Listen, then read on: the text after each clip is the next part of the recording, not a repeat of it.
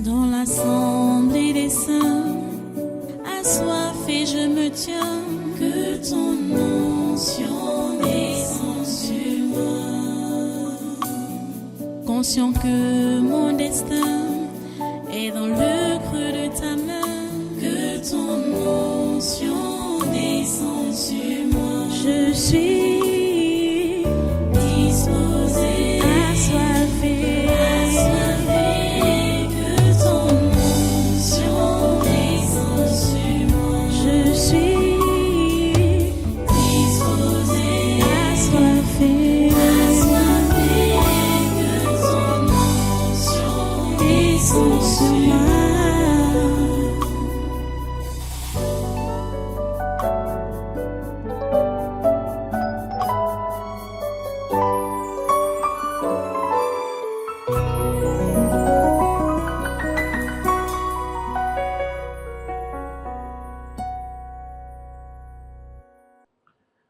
Alléluia. Voilà, prends donc ta Bible et ouvre avec moi dans 1 Samuel chapitre 15. On va commencer par un seul verset pour introduire l'enseignement d'aujourd'hui. C'est le verset 22.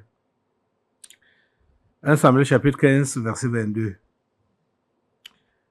La Bible est donc écrit: Samuel dit: L'Éternel trouve-t-il du plaisir dans les holocaustes et les sacrifices, comme dans l'obéissance à la voix de l'Éternel?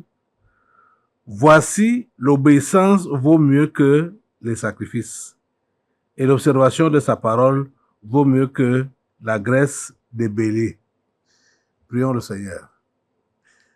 Dieu ton Saint, nous te remercions pour ta parole de ce jour. Nous prions que tu puisses la bénir et nous bénir pendant que nous l'écoutons, nous donner la grâce de pouvoir l'appliquer dans nos vies, de comprendre tes appels, tes avertissements et tes conseils. Oh Dieu, s'il te plaît, fais-le au nom de Jésus. Donne à chacun des cœurs, un cœur pur, un cœur obéissant, un cœur d'amour, un cœur comme ton cœur. Oh Dieu, s'il te plaît, fais-le. Au nom puissant de Jésus, nous avons prié. Amen, amen.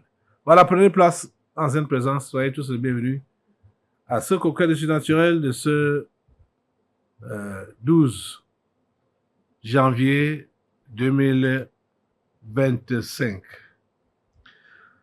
Vous avez constaté que nous sommes toujours sur la même ligne.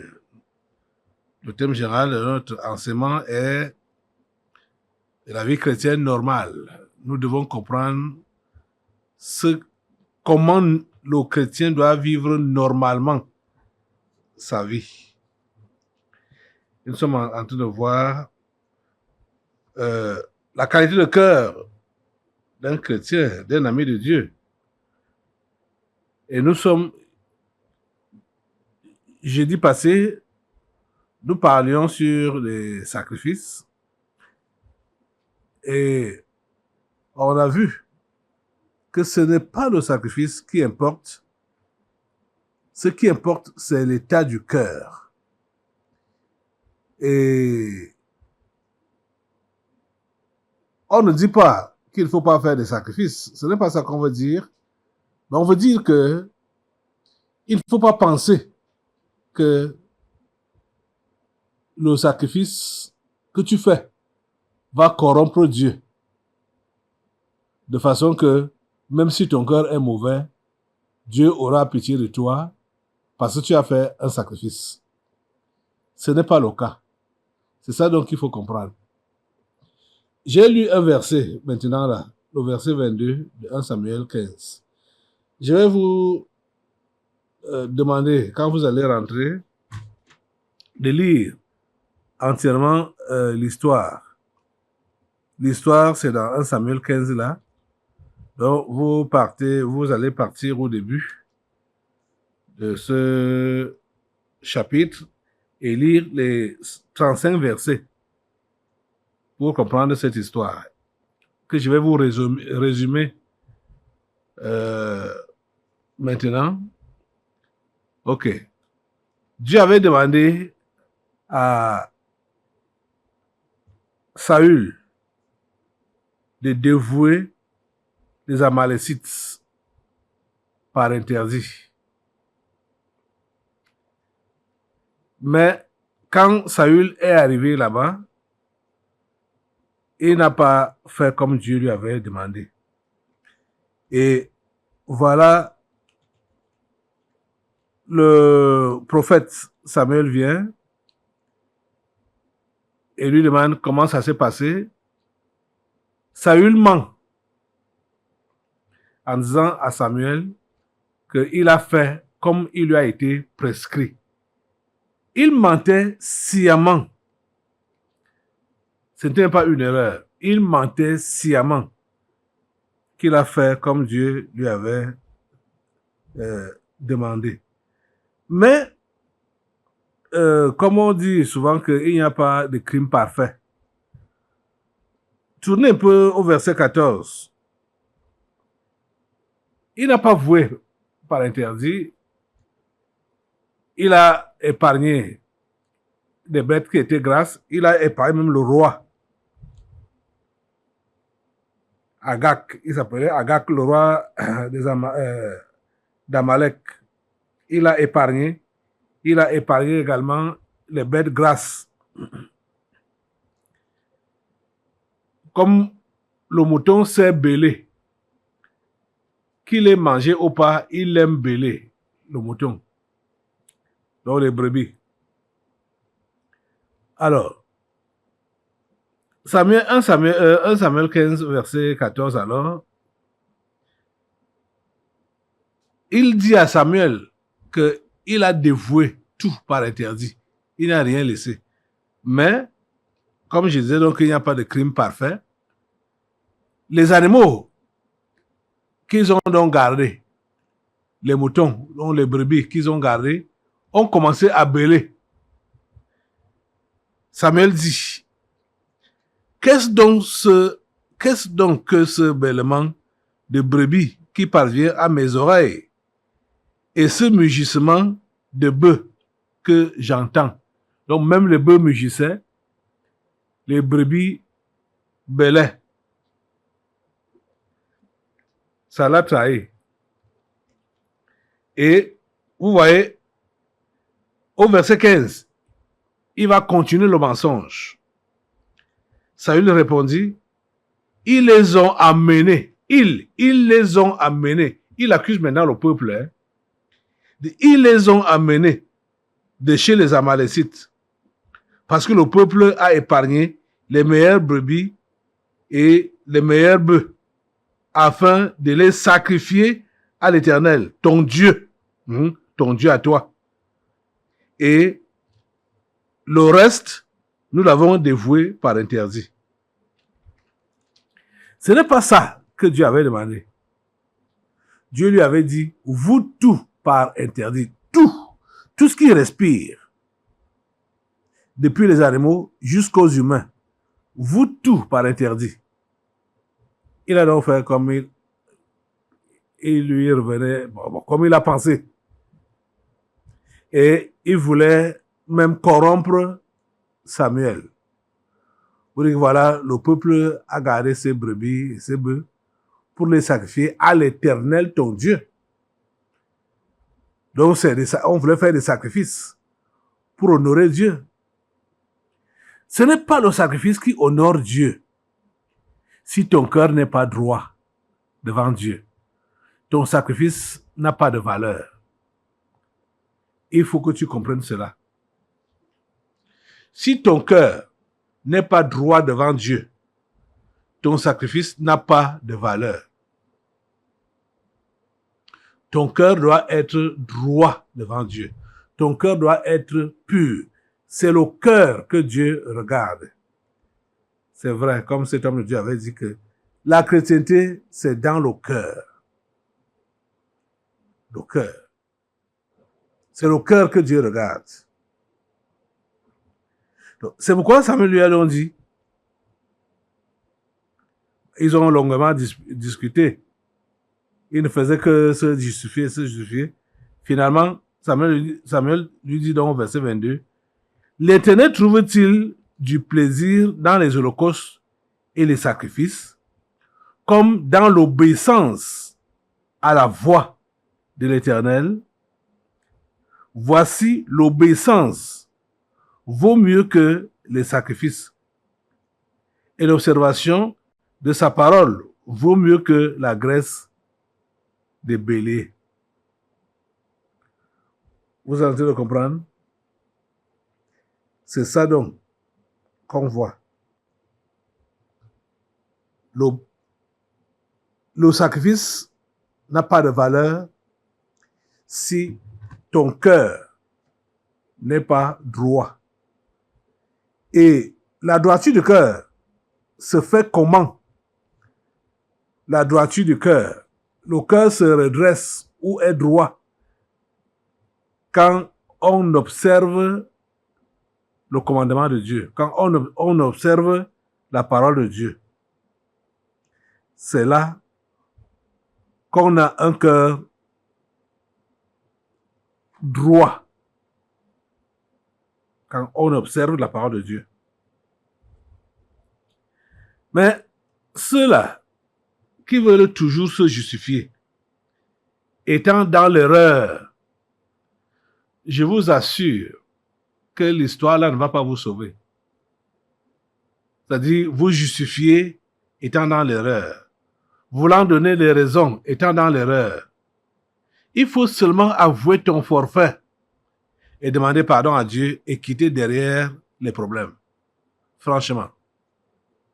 Dieu est miséricordieux. Peut-être parce que vous ne connaissez pas sa nature.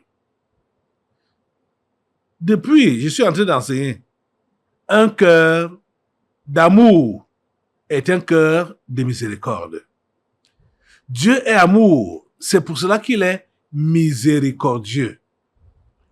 C'est-à-dire prêt à pardonner, prêt à sympathiser avec celui qui est en peine, hein? Prêt à effacer et à oublier les transgressions et les péchés que l'on a commis contre lui. Dieu est un Dieu d'amour et Dieu est amour. Il est compatissant, lent à la colère, riche en bonté et en miséricorde. Quelqu'un a défini la miséricorde comme une corde que Dieu lance ou jette dans notre misère. Nous sommes dans la misère, Dieu nous jette sa corde pour que nous puissions nous y accrocher. Il est miséricordieux. Miséricordieux. Écoutez, on va passer. Allons dans le Nouveau Testament. Allons dans le Nouveau Testament. On va revenir sur notre texte ici. Dans Samuel 15 là. Allons dans le Nouveau Testament, dans l'évangile de Matthieu.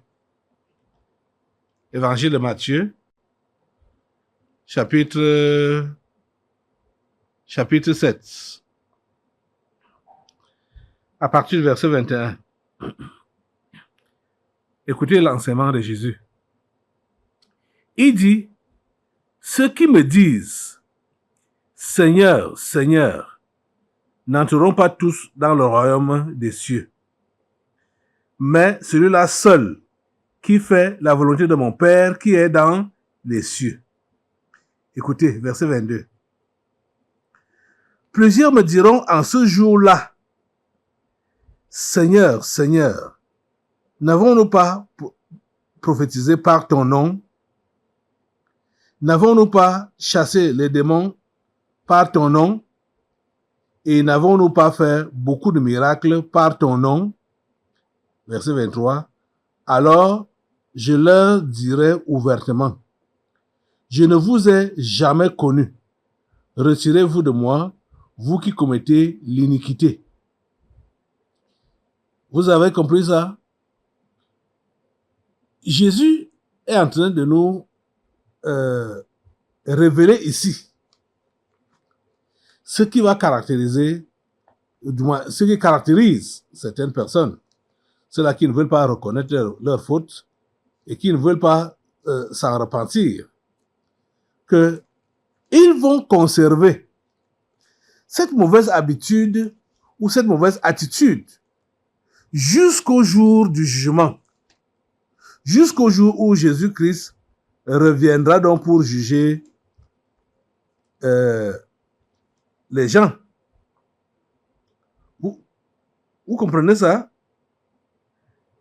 Ils vont conserver cette mauvaise habitude-là, c'est-à-dire se justifier.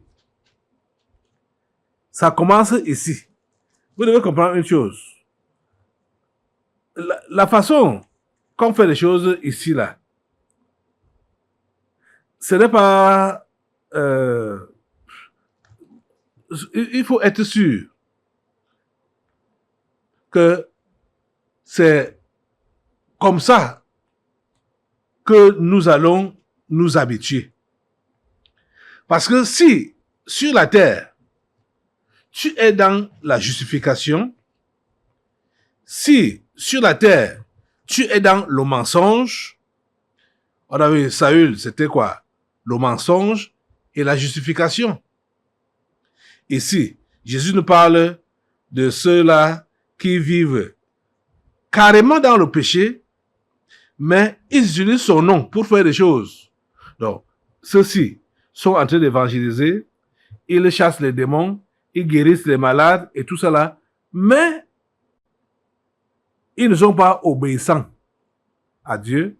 Obéissant, ça dit quoi? Ça dit pratiquer la parole de Dieu. Ils ne la pratiquent pas. Cependant, ils font des sacrifices. Ils font des sacrifices pour Dieu. Jusqu'à ce que, en utilisant même le nom de Jésus, ils voient les résultats. Mais ce n'est pas ça qui compte. Et ce n'est pas ça qui va compter au jour du jugement. C'est-à-dire, la justification qu'ils vont présenter à Dieu, que voilà, Seigneur Dieu, j'ai chassé les démons. Au Seigneur Jésus, j'ai chassé les démons en ton nom. J'ai guéri les malades en ton nom. J'ai fait... j'ai prophétisé en ton nom. J'ai fait beaucoup de miracles en ton nom.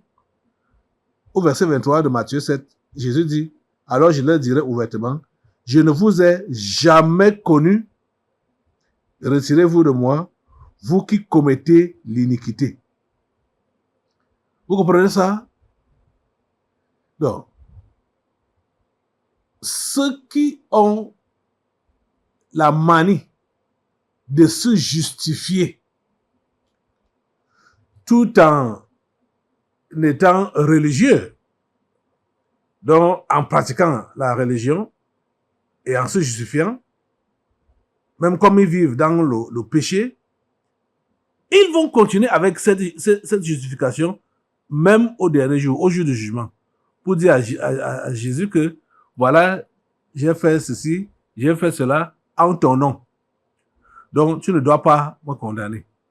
Et vous voyez que les gens, il faut vraiment que je vous l'explique très bien.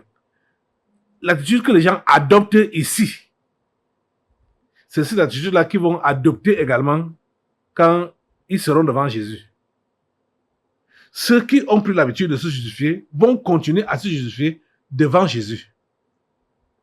Ils n'ont jamais travaillé leur cœur. Parce que c'est le cœur que Dieu regarde. Ils n'ont jamais travaillé ça. Ils n'ont jamais purifié ça. Et ils sont là pour se justifier, pour se blanchir eux-mêmes. Ils vont maintenir cette attitude-là, je dis, jusqu'au dernier jour, ou jusqu'au jour du jugement. Mais ça ne pourra pas les sauver. Ça ne pourra pas vous sauver si vous êtes de ceux-là qui aiment se justifier. Ça ne pourra pas vous sauver. Vous comprenez?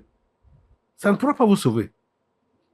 Ce qui sauve, c'est de reconnaître ta bêtise, ta faute, maintenant. confesser et abandonner maintenant. Parce que au jour du jugement, le Seigneur sera sans pitié pour ceux-là qui n'ont pas pu changer maintenant, pendant leur vie. Quand on dit maintenant, c'est pendant leur vie.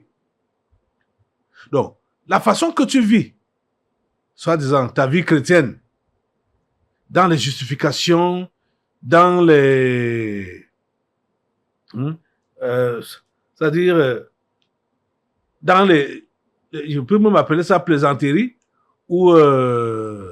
voilà, le terme là m'échappe souvent, alors que, voilà, comme dans l'indulgence, donc, ceux-là qui sont indulgents vis-à-vis d'eux-mêmes, indulgents vis-à-vis des autres, hein, ils ont cette attitude-là, ici sur la terre.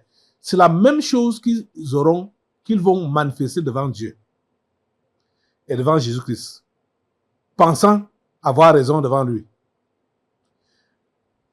Ça, quand vous allez lire 1 Samuel 15, vous allez bien comprendre ce qu'il dit là.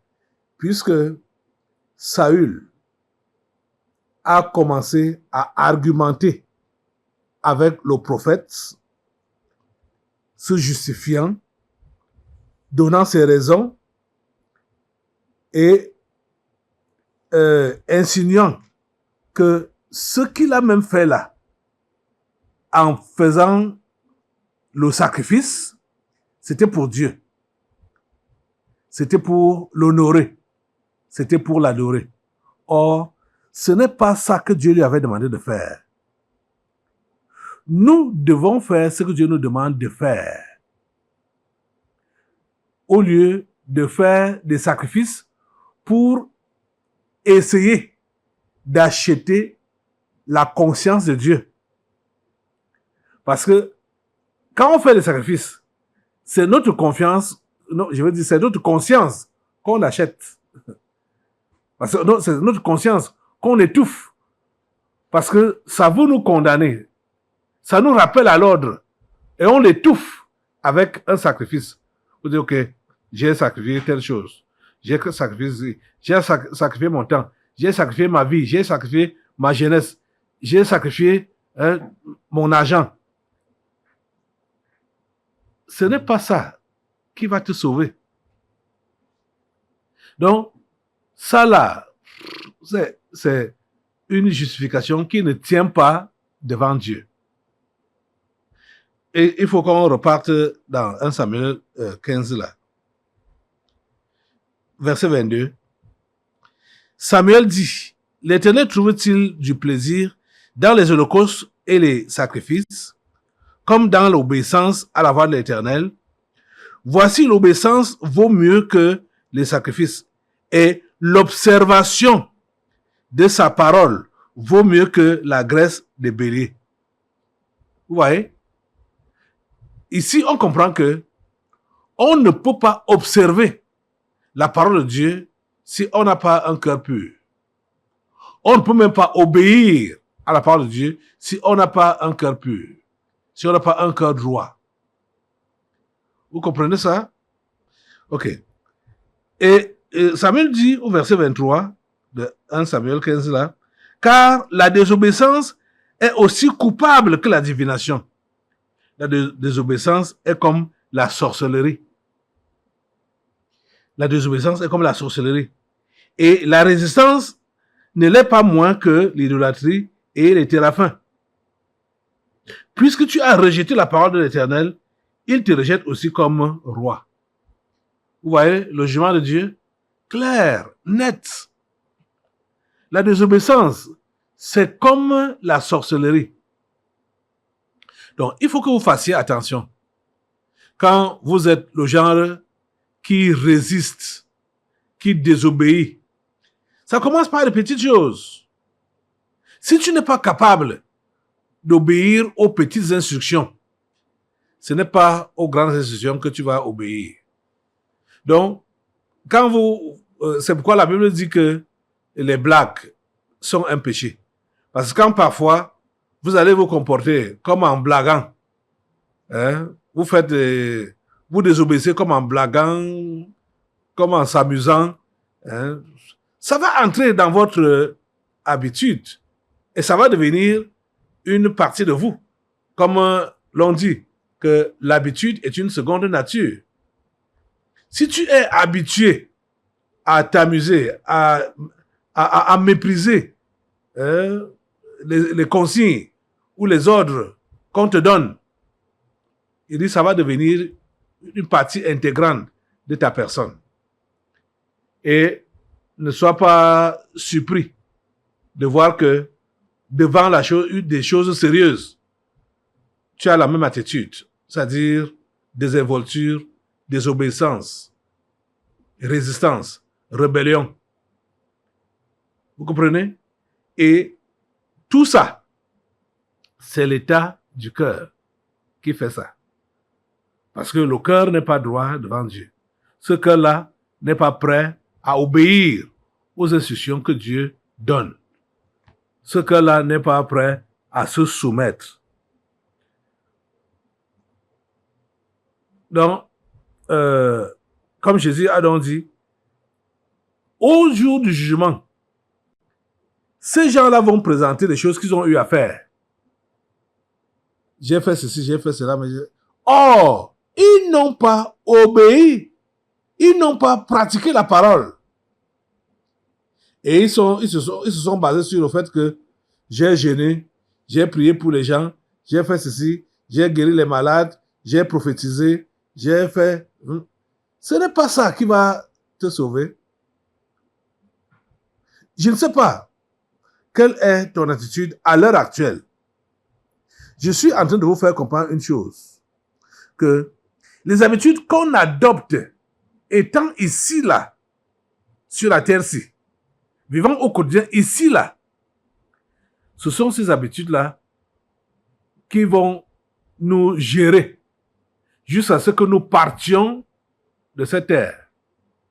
Et quand nous allons nous retrouver devant le trône du jugement de Dieu, nous aurons la même attitude, donc de justification, en pensant que, comme on a fait telle ou telle chose pour Dieu, ça lui a fermé les yeux sur les erreurs ou les fautes ou les péchés qu'on commettait consciemment.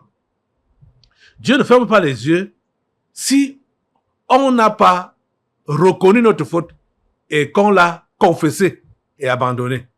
On ne peut pas recevoir son pardon. Vous comprenez ça? On ne peut pas recevoir son pardon. Donc, on a besoin de reconnaître, de confesser et d'abandonner. Et on continue notre vie chrétienne normale. Mais si on ne reconnaît pas notre péché, on le confesse et on l'abandonne, on continue à camoufler, on continue dans l'hypocrisie. Le haut jour du jugement, le Seigneur va nous dire, comme il a dit ici, alors, verset 23 du verset 7, verset 23 du chapitre 7 de Matthieu, alors je leur dirai ouvertement, je ne vous ai jamais connu. Retirez-vous de moi, vous qui commettez l'iniquité. Je ne vous ai jamais connu. Vous êtes en train d'entendre ça? Ce n'est pas de la blague. Donc, c'est une attitude qu'ils ont adoptée ici sur la terre. Et ils pensaient que ça pouvait aussi passer au ciel. Jésus nous fait comprendre que ce jour-là, il va dire ouvertement, pas en cachette, il va dire ouvertement, je ne vous ai jamais connu, retirez-vous de moi, vous qui commettez l'iniquité. Et au verset 24, il dit, c'est pourquoi quiconque entend ces paroles que je dis et les met en pratique sera semblable à un homme prudent qui a bâti sa maison sur le roc. La pluie est tombée, les torrents sont venus, les vents ont soufflé et se sont jetés contre cette maison. Elle n'est point tombée parce qu'elle était fondée sur le roc. La parole de Dieu, c'est le roc. Et c'est sur ça qu'on doit construire nos vies. Donc, toute personne qui entend donc ce que Jésus enseigne et qui pratique ça, sa vie est fondée sur le roc. Il sera inébranlable. Même quand il y aura n'importe quelle qualité de vent, n'importe quelle qualité de tempête. Vous voyez que le diable a souvent envoyé les vents, les tempêtes ici. Ça a souvent même été annoncé. Que voilà, les vents vont vous secouer. Les tempêtes vont vous secouer. Pourquoi certains vont donc tomber? Ou pourquoi certains tombent? Pourquoi certains succombent?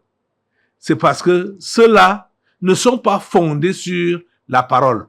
C'est-à-dire, ils ne sont pas obéissants à la parole. C'est pour cela qu'ils sont ébranlés quand la tribulation vient. Tu comprends ça? Hein? L'obéissance vaut mieux que le sacrifice. Et c'est qu'il y a beaucoup d'entre vous là.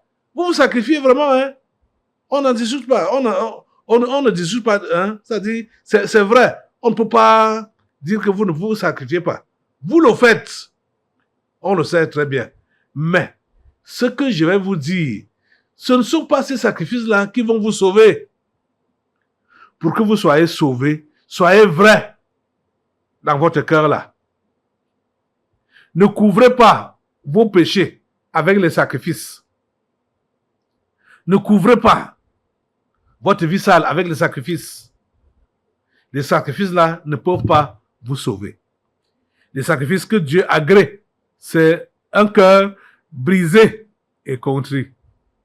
C'est ça qu'on a vu dans le psaume 51. Vous comprenez? Franchement, écoutez le conseil de Dieu. Acceptez d'être interpellé maintenant là et ressaisissez-vous pour changer et devenir vraiment comme le Seigneur le veut. Un cœur d'amour, c'est un cœur de miséricorde. Et un cœur de miséricorde, c'est un cœur obéissant à la parole de Dieu. Le genre de cœur que Dieu a. Parce que nous sommes devenus ses enfants, c'est ce genre de cœur-là que nous devons aussi avoir. Ça ne suffit pas de faire des sacrifices. Mais il faut pratiquer la parole. L'obéissance vaut mieux que les sacrifices. Pratiquer la parole, c'est obéir à cette parole, à ce qu'elle dit, à ce qu'elle consigne. Vous comprenez ça? Que le Seigneur vous aide. Mettez-vous sur vos pieds, sur vos deux pieds, et priez Dieu de vous donner la grâce de lui obéir. La justification, les excuses, les raisons qu'on se donne, s'il te plaît, abandonne ça ce matin. Toute forme de justification, toute forme de raison, toute forme de légèreté, abandonne cela ce matin. Confesse, abandonne cela. Et accepte de te soumettre à la parole de Dieu. Accepte de te soumettre à sa volonté. Et reçois son salut. Au nom puissant de Jésus. Amen. Voilà, nous allons maintenant passer aux délivrances prophétiques. Prenez place dans cette sainte présence. Dans l'assemblée des saints, assoiffé je me tiens, que ton onction descende sur moi. Conscient que mon destin est dans le creux de ta main, que ton onction descende sur moi. Je suis